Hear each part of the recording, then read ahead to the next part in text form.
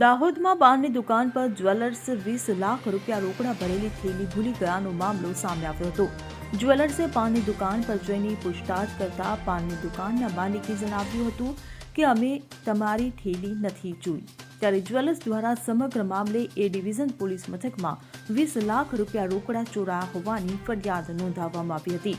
ત્યારે ફરિયાદ નોંધાતા એલસીબી પોલીસે 20 લાખ રૂપિયા સાથે પાનની દુકાનના સંચાલકની ધરપકડ કરી હતી। તારીખ 11 જાન્યુઆરીના રોજ એમજી રોડ ઉપર એક જ્વેલર્સની દુકાન આવેલી છે। તે દુકાનના માલિક પોતે 20 લાખ રૂપિયા રોકડા ભરી અને પોતાના ઘરે જઈ રહ્યા હતા। રસ્તામાં દરમિયાન એમની 20 લાખ રૂપિયાની થેલી ક્યાંક ચોરાઈ ગયેલી। આ બાબતે તેઓએ એ ડિવિઝન પોલીસ સ્ટેશનમાં ફરિયાદ નોંધાવેલી।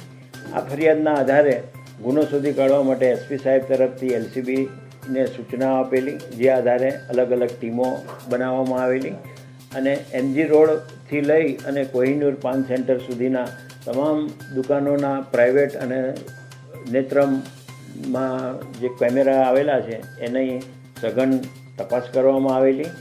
આ દરમિયાન પોલીસને કોહિનૂર પાન સેન્ટરના સંચાલકની હિલચાલ થોડીક શંકાસ્પદ જણાતા તેઓને લાવીને પૂછપરછ કરતાં તેઓએ આ ગુનો કરેલા હોવાનું જણાઈ આવેલું છે અને આ કોહિનૂર પાન સેન્ટરના માલિક પાસેથી 20 લાખ રૂપિયા ભરેલી થેલીનો મુદ્દામાલ 20 લાખ રૂપિયાનો મુદ્દામાલ પણ કબજે કરવામાં આવેલ છે। કેટલા આરોપીની ધરપકડ? હાલ એક જ આરોપીની ધરપકડ કરવામાં આવેલી છે અને વધુ તપાસ ચાલુ છે।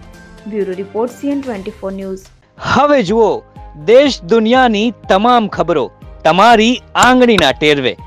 ઉઠાવો મોબાઈલ અને Google Play Store પરથી ડાઉનલોડ કરો અમારી CN24 ન્યૂઝ મોબાઈલ એપ।